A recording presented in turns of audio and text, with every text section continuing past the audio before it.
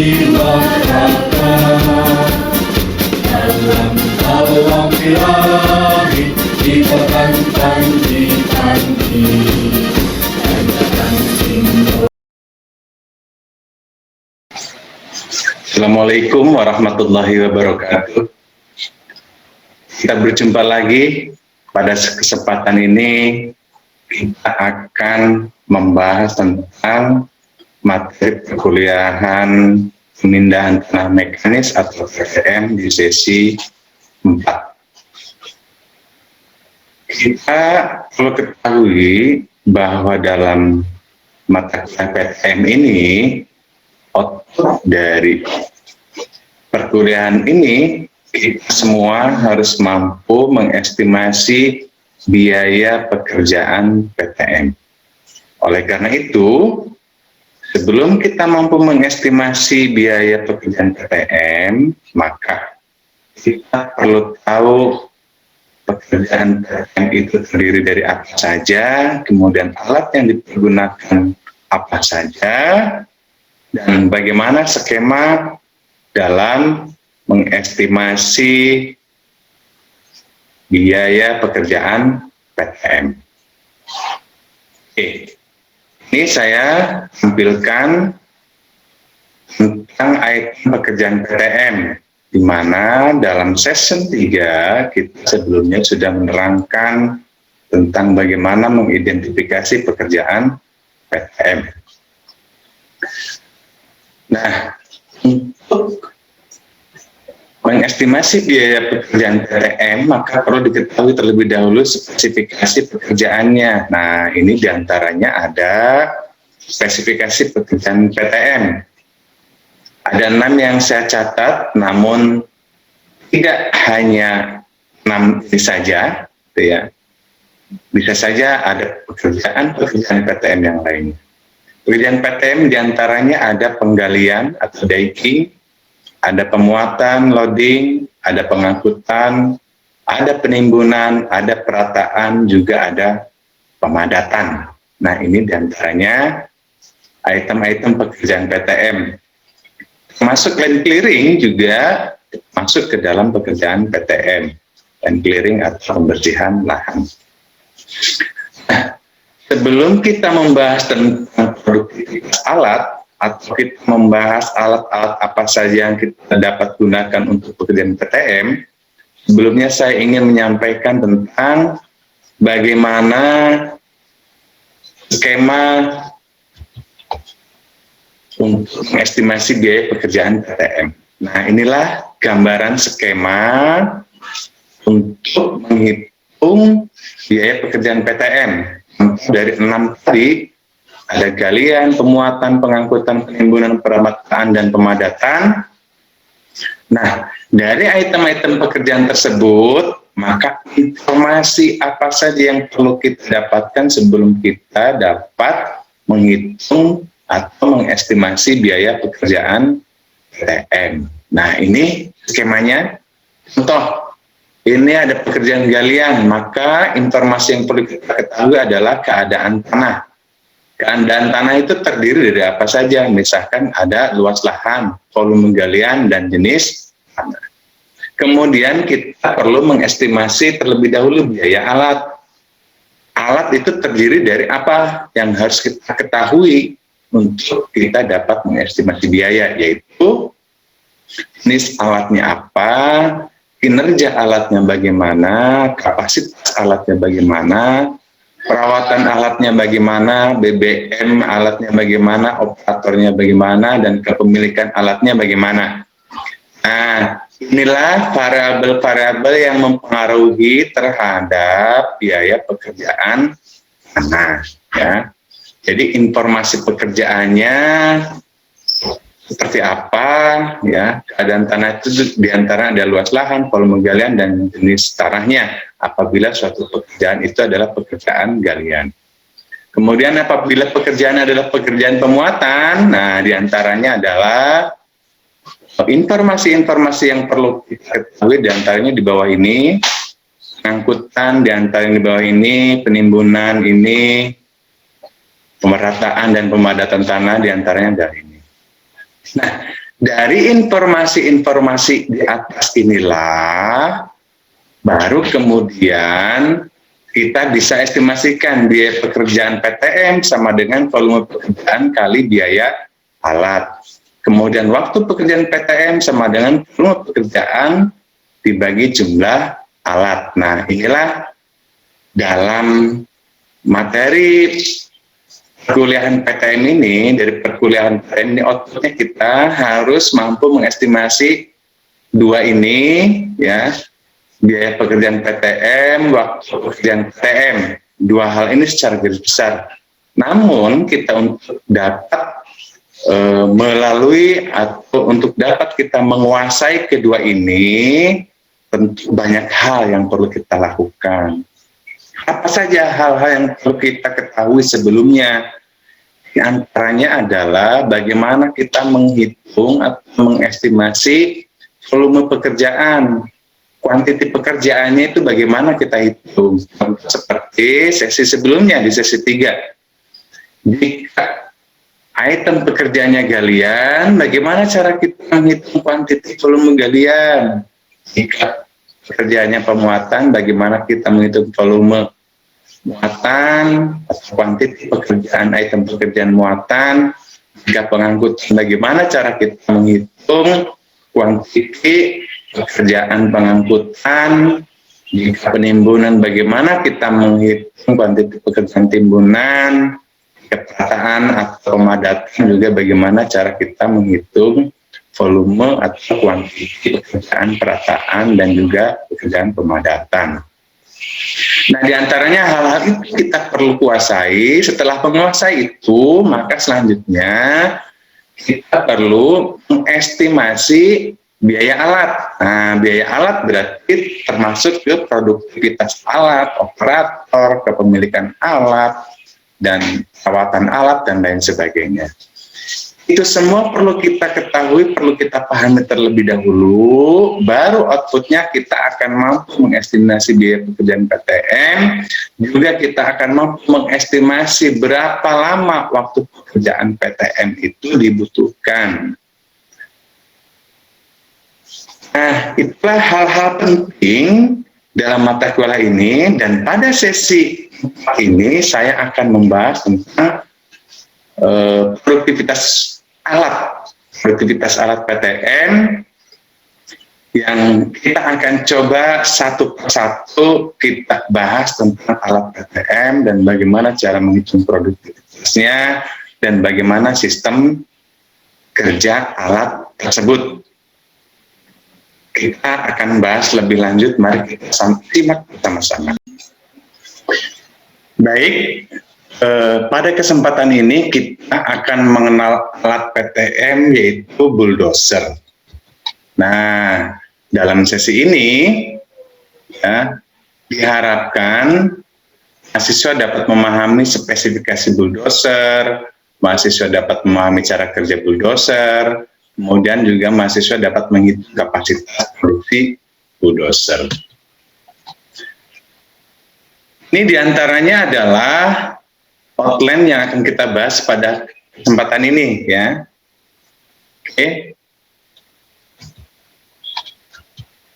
Alat PTM itu ada yang terdiri dari alat gesur, alatnya diantaranya ada bulldozer, ada river, kemudian ada alat gali muat, diantaranya ada power shovel, dozer shovel, backhoe, drag line, kemudian ada alat gali muat angkut, ada bucket excavator, ada scraper, ada kapal keruk, kemudian ada alat angkut yaitu belt conveyor, kemudian lori gantung, dan lain sebagainya.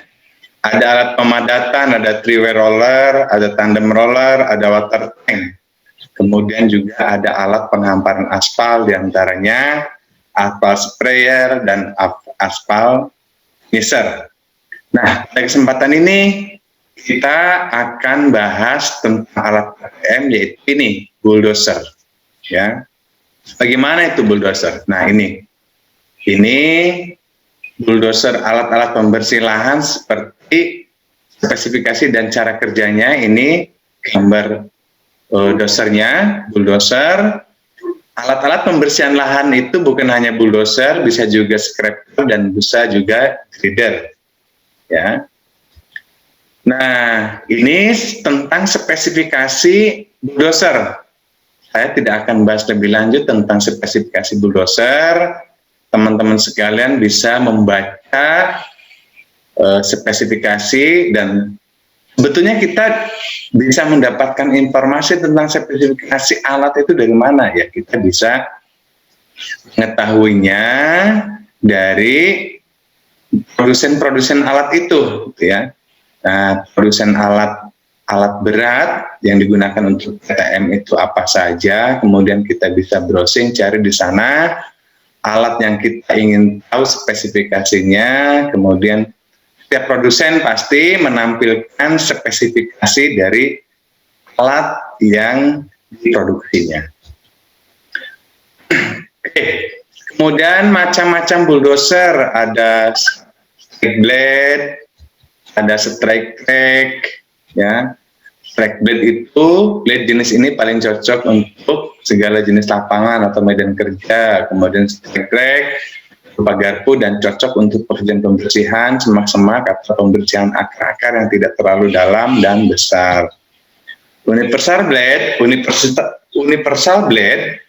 itu pada kedua sisi blade dilengkapi dengan sayap yang berfungsi untuk memperkecil kehilangan material sehingga hasil gusuran mengarah ke dumping. Biasanya digunakan untuk pekerjaan reklamasi, stockpiling, dan blending. Kemudian ada angel blade, dibuat untuk posisi lurus dan menyudut, biasanya digunakan untuk pekerjaan pembuangan ke samping, pembukaan jalan, dan penggalian saluran.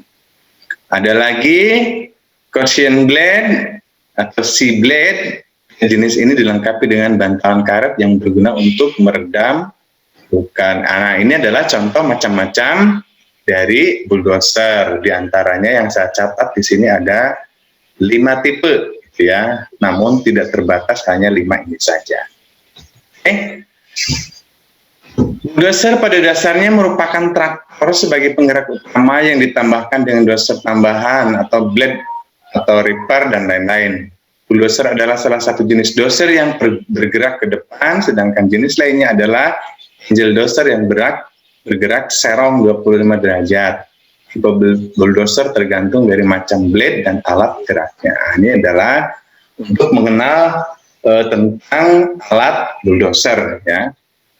Oke, ini ada gambaran spesifikasi dari dozer, nama-namanya dan lain sebagainya. Ini juga masih tentang spesifikasi. Ini masih tentang spesifikasi, ini tidak perlu saya jelaskan secara mendalam, ini cukup dibaca saja materinya, dan materinya nanti akan saya share. Ini juga masih spesifikasi, ini menerangkan tentang blade, ya, ada blade universal blade atau U blade, ada strike blade atau S blade, ada angeling blade atau E blade. Ini masih blade, ya, masih sudut. Nah, ini juga masih tentang spesifikasi. Pengoperasian bulldozer dapat dilakukan dengan slot dosing atau bisa juga dengan side by side dosing atau blade to blade dosing. Nah, ini adalah tentang teknis pekerjaan menggunakan alat dozer. Ini bulldozer dapat digunakan diantaranya ada untuk land clearing atau pembersihan lahan, untuk striping atau pengelupasan topsoil, untuk side hill cut, dosing rock, downhill shot dosing, membuka jalan kerja dan penggusuran yang jaraknya kurang lebih 100 meter, kemudian meratakan timbunan tanah dan lain-lain. Ini adalah alat bulldozer dapat digunakan dalam hal-hal atau pekerjaan-pekerjaan tersebut. Fungsi bulldozer itu sebagai alat pembebat atau penebang, sebagai pioneering, alat gali angkut jarak pendek, kemudian pusher loading, menyebarkan material, penimbunan kembali, trimming dan sloping, Dashing, menarik atau ranging, kemudian memuat. Ini fungsi bulldozer. Tentunya kita perlu ketahui yang dimaksud pioneering itu bagaimana dan seperti apa, gitu ya. Oke. Fungsi bulldozer sebagai alat pembabat atau penebang. Bulldozer mampu membersihkan lokasi dari semak-semak, pohon besar atau kecil, sisa pohon yang sudah ditebang, menghilangkan atau membuang bagian tanah atau batuan yang menghalangi pekerjaan-pekerjaan selanjutnya. Seluruh pekerjaan ini dapat dikerjakan sebelum pemindahan tanah. Nah, kemudian pioneering itu apa? Pioneering atau pekerjaan perintisan merupakan kelanjutan dari pekerjaan pembabatan. Pekerjaan merintis meliputi pekerjaan perataan tanah, pembuatan jalan darurat untuk transportasi alat mekanis, dan pembuatan saluran air untuk drainase tempat kerja. Ini diantaranya fungsi bulldozer yang tadi kemudian kita bahas dari masing-masing item fungsi bulldozer tadi. Kemudian fungsi dozer untuk gali atau angkut jarak pendek adalah menggali lalu mendorong tanah galian itu ke suatu tempat tertentu, misalnya pada pembuatan jalan raya, kanal, dan sebagainya. Pusher loading adalah membantu power scraper konvensional atau standar dalam mengisi muatan. Bantuan bulldozer itu diperlukan untuk menambah tenaga agar diperoleh kecepatan pengisian yang lebih tinggi. Kemudian fungsi bulldozer untuk menyebarkan material adalah menyebarkan tanah ke tempat-tempat tertentu dengan ketebalan yang dikehendaki. Timbunan kembali adalah menimbun kembali terhadap bekas lubang galian. Kemudian trimming dan sloping adalah pekerjaan pembuatan jaringan tertentu pada suatu tempat, ya, biasanya pada pekerjaan jalan atau yang lain sebagainya. Dashing adalah kegiatan menggali saluran atau selokan atau kanal yang penampangnya berbentuk U atau V, ya. Kemudian yang dimaksud dengan menarik itu adalah pekerjaan untuk menarik benda atau benda berat atau peralatan mekanis yang sedang rusak. Fungsi dozer sebagai muat adalah memuat pada kondisi topografi tertentu dan tidak bisa ke lokasi. Nah, biasanya ini harus dibantu oleh alat dozer. Oke, cara kerja dozer, ada metode penggusuran, downhill dosing. Pada metode ini cara kerja bulldozer adalah selalu mendorong ke arah bawah, jadi mengambil keuntungan dari bantuan gaya gravitasi untuk menambah tenaga dan kecepatan. Kemudian metode penggusuran itu ada equal flat dosing. Adalah bulldozer menggali beberapa kali lalu mengumpulkan galian menjadi satu dan mendorong dengan hati-hati pada lereng yang curam. Sebelum seluruh tanah habis meluncur ke lereng, bulldozer harus direm agar tidak terjungkir atau terjungkal masuk ke dalam lereng. Oke, kemudian metode penggusuran dengan sistem tank or slot dosing. Bulldozer yang menggali melalui satu jalan yang sama akan menyebabkan terbentuknya semacam dinding di kiri kanan bilah yang disebut spillway gauge, ya, sehingga pada pendorongan tanah berikutnya tidak ada tanah yang keluar atau tercecer ke samping bilah blade, gitu ya. Nah, ini adalah metode tank or slot dosing.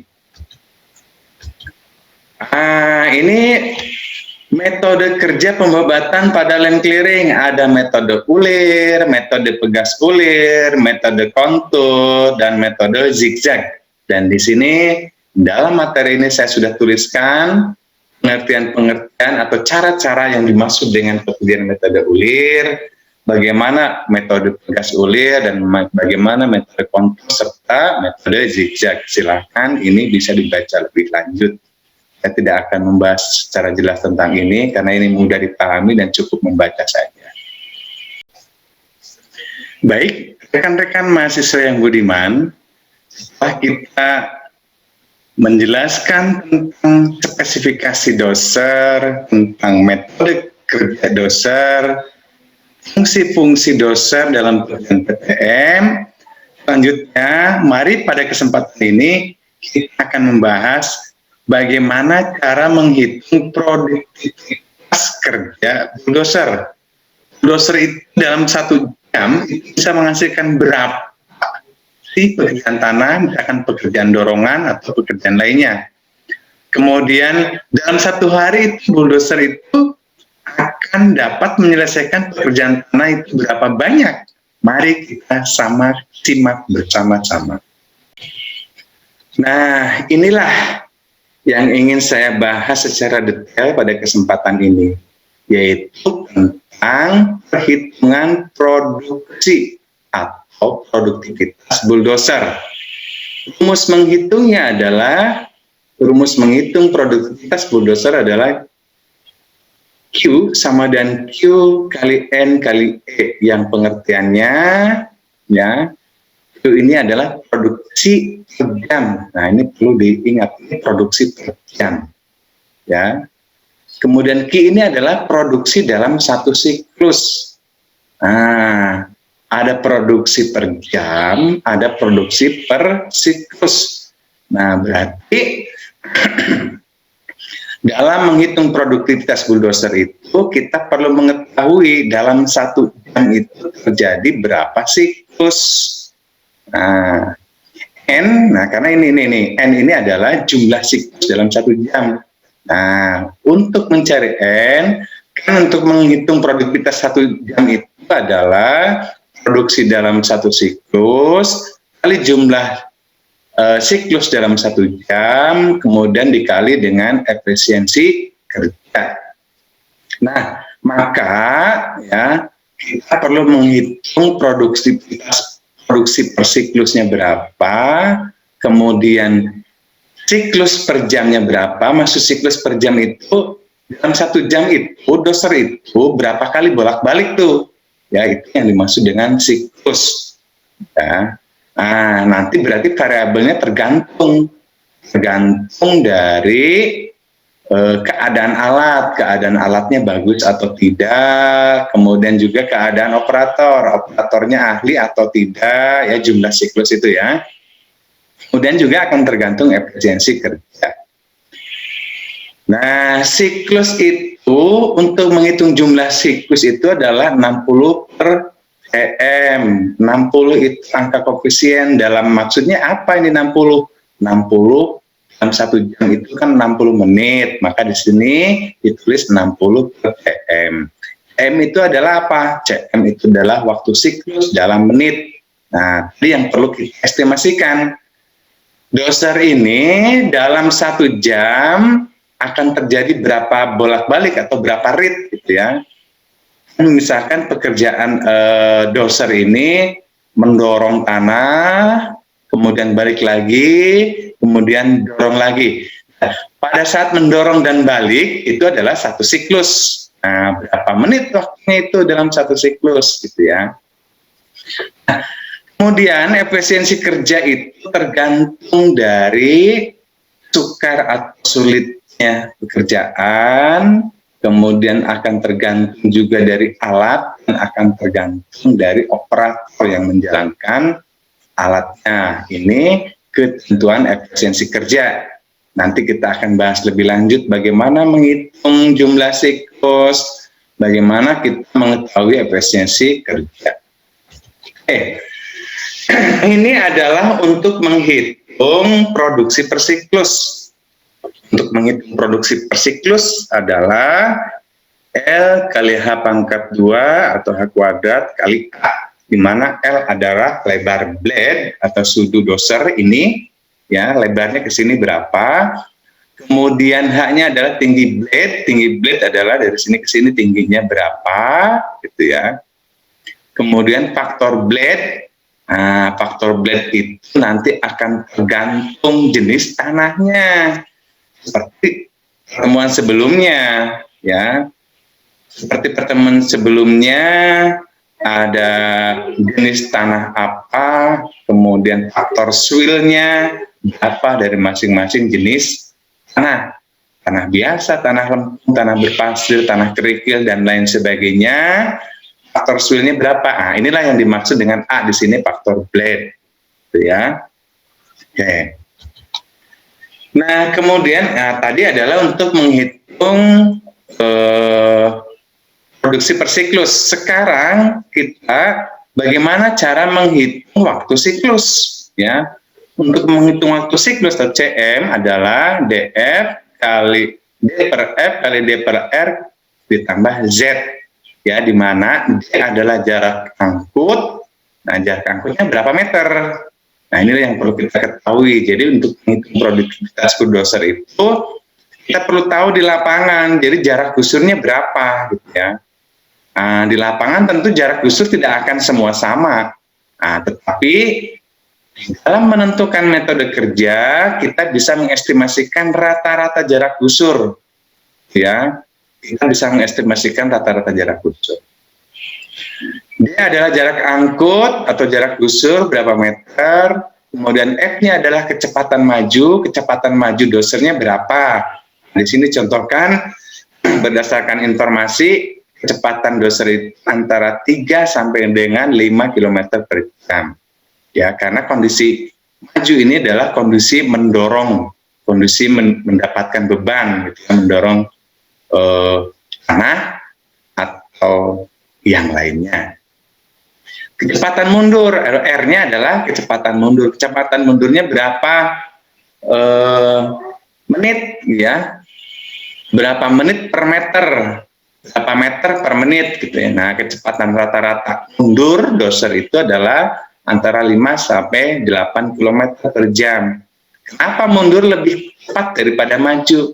Karena mundur ini keadaan kosong dan maju ada beban, ya, sehingga kecepatannya berbeda.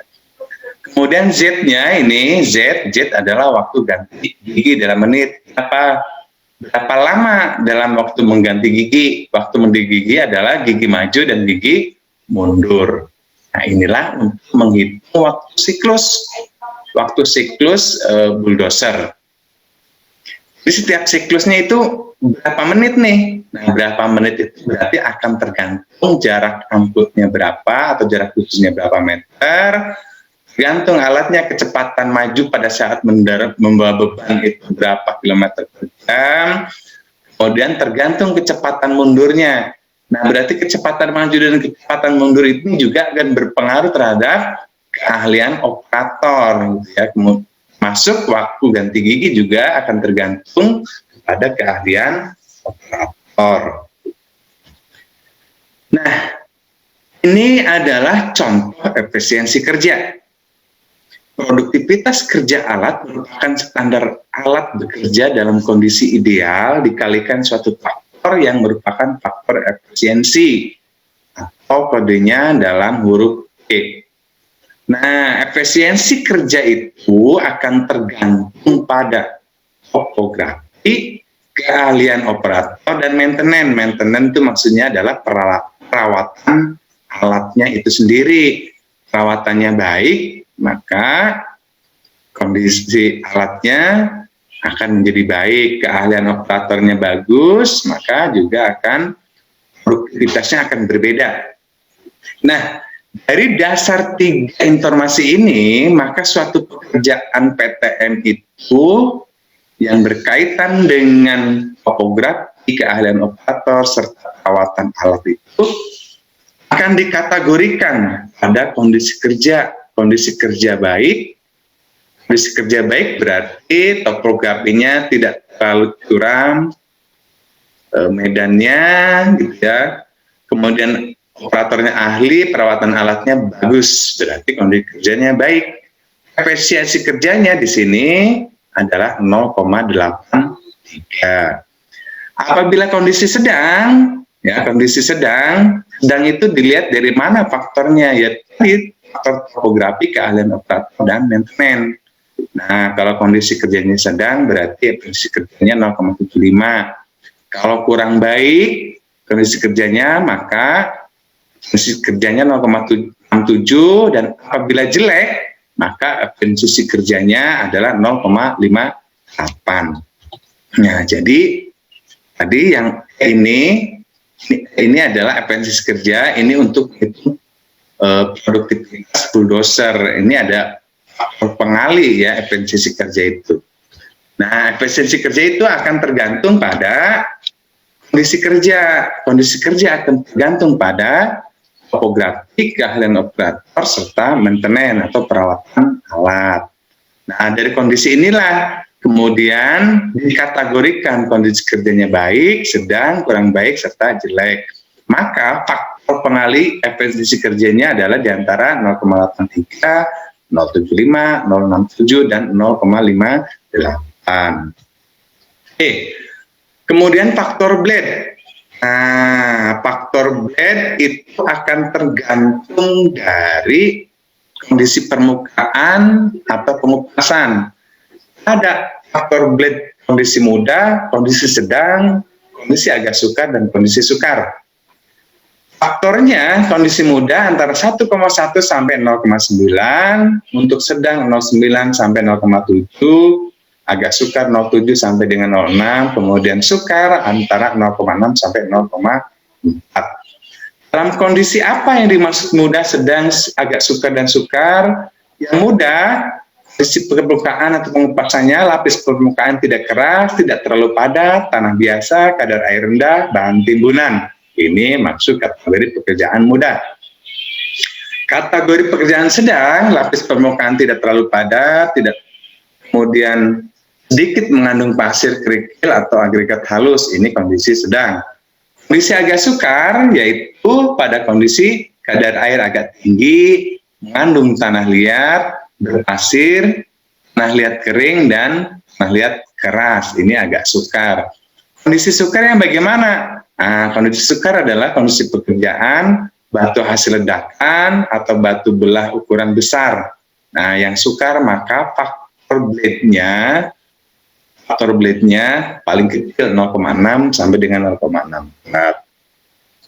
Nah, kemudian waktu pasti atau waktu ganti gigi ya, tergantung tipe transmisi alat ya. Ada direct drive, ada Q converter. Nah, waktu untuk ganti giginya antara 0,1 menit sampai dengan 0,05 menit. Ini adalah waktu ganti gigi. Ini contoh-contoh informasi ini. Nah, tentunya waktu ganti gigi pastinya di lapangan berarti tergantung keahlian operator. Dan ini adalah waktu ganti gigi yang tertera di sini adalah kondisi alatnya baru. Ini informasi ini didapatkan dari produsen atau yang memproduksi alat berat. Faktanya kita harus amati secara langsung di lapangan berapa lama waktunya ya. Tadi pasti waktunya akan tergantung pada keahlian operator dan tergantung kondisi alatnya. Oke, setelah kita mengetahui bagaimana rumus menghitung produktivitas alat bulldozer tadi, kemudian kita telah mengetahui informasi-informasi apa saja agar dapat menghitung produktivitas bulldozer. Pada kesempatan ini, maka mari kita langsung ke studi kasus. Bagaimana cara menghitungnya? Mari kita simak bersama-sama. Nah, kemudian ini saya berikan contoh studi kasus. Diketahui data bulldozernya seperti ini, ya. Tenaga penggeraknya 155 HP, skar pisau atau blade-nya 3,175, tinggi pisaunya 1,3, faktor blade-nya 0,9, jarak angkut atau jarak usul 200 meter, kecepatan majunya 4 km per jam, kecepatan mundurnya 7 km per jam, waktu ganti gigi 0,10 menit, kemudian efisiensi kerja baik, berarti koefisiennya adalah 0,83. Ditanya, waktu siklus dalam menitnya berapa, jumlah siklus dalam 1 jamnya berapa, produksi dalam 1 siklus berapa, produktivitas alat per jamnya berapa. Nah, mari kita coba selesaikan. Oke, contoh.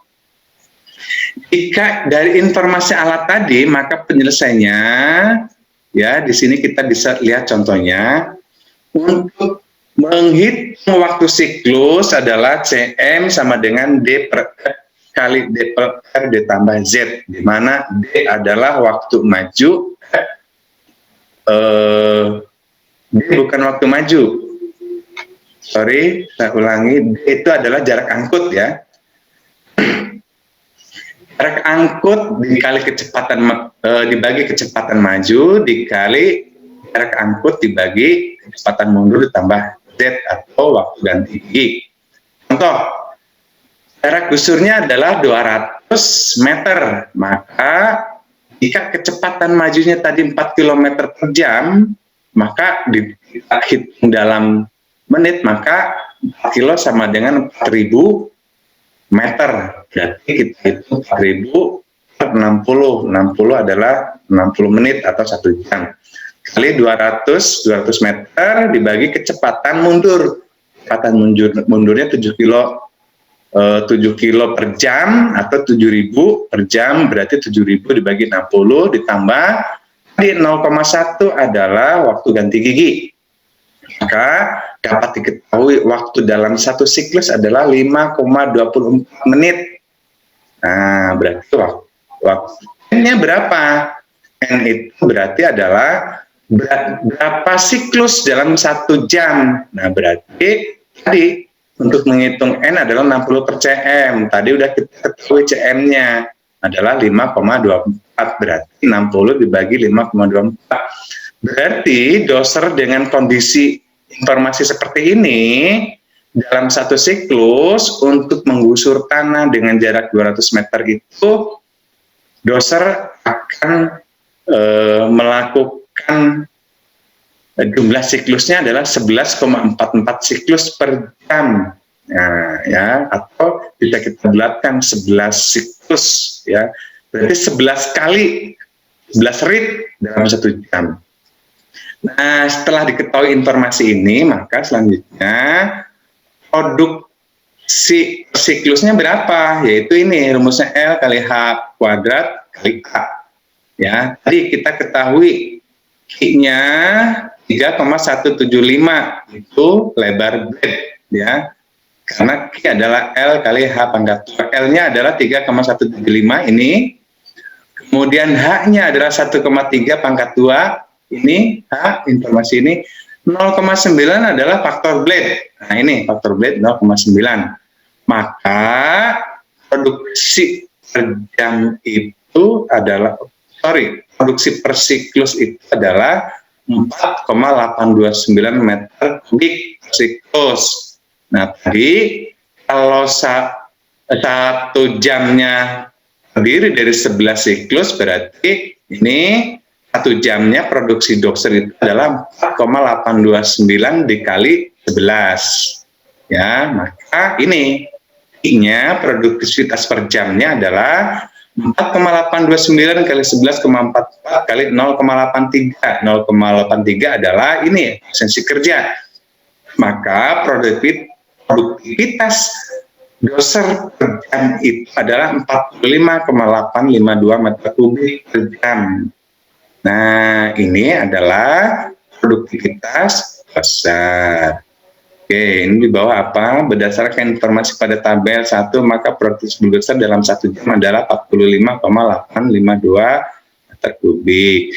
Jika waktu efektif kerja per hari 7 jam, maka produktivitas doser per hari adalah 45,82 kali 7 atau 320,97 meter kubik. Ini jika dosernya kerja dalam sehari, dan apabila waktu efektif dalam 1 hari itu adalah 7 jam. Ya. Nah, pada umumnya jam kerja sehari itu 8 jam.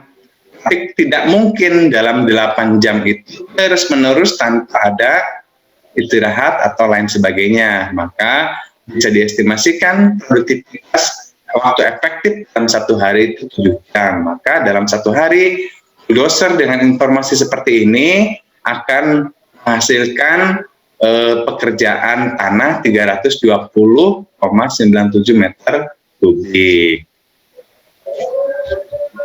Nah, ini adalah referensi untuk bahan bacaan.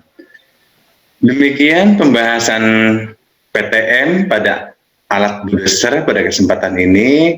Selanjutnya kita akan membahas alat-alat PTM lainnya di sesi-sesi berikutnya. Kurang lebihnya mohon dibukakan pintu maaf. Wabillahi taufiq wal hidayah. Walakum minkum. Wassalamualaikum warahmatullahi wabarakatuh. Bye-bye.